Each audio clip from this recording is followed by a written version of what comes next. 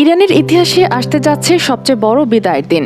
Ayatollah Ali খামেনির শেষ বিদায়ের প্রস্তুতি এখন চূড়ান্ত পর্যায়ে। কিন্তু প্রশ্ন হলো, কেন তার জানাজা ও দাফন এতদিন পর? কেন কয়েক মাস ধরে অপেক্ষা করছে পুরো ইরান?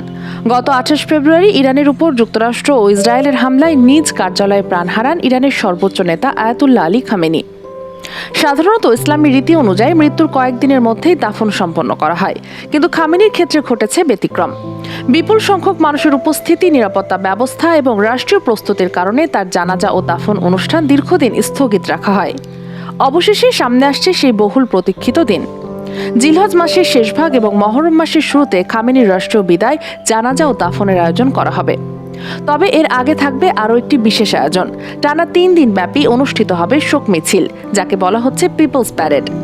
এরপর তেহরানে শুরু হবে অন্তত 24 ঘণ্টা ব্যাপী রাষ্ট্রীয় আনুষ্ঠানিকতা। কর্তৃপক্ষের ধারণা, শুধু রাজধানী তেহরানে উপস্থিত হতে পারেন 1.5 থেকে 2 কোটির বেশি মানুষ। ইরানি কর্মকর্তারা বলছেন, পাকিস্তান, আফগানিস্তান, ভারত, বাংলাদেশ, কাশ্মীর সহ বিভিন্ন দেশ ও অঞ্চল থেকে হাজার হাজার শোকাহত মানুষ এবং প্রতিনিধি দল মাশহাদে উপস্থিত হতে পারেন। সবচেয়ে গুরুত্বপূর্ণ বিষয় হলো, পরিবারের পরামর্শ অনুযায়ী আয়াতুল্লাহ আলী খামেনিকে দাফন করা হবে মাশহাদের পবিত্র ইমাম রেজা আলাইসাল্লামের মাজার প্রাঙ্গণে।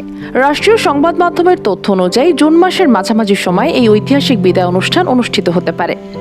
যদিও এখনও আনুষ্ঠানিকভাবে নির্দিষ্ট তারিখ ঘোষণা করা হয়নি, তবে ধারণা করা হচ্ছে আগামী 21 জুন আয়োজন করা হতে পারে খামেনির জানাজা ও দাফন। News desk, খবরওয়ালা।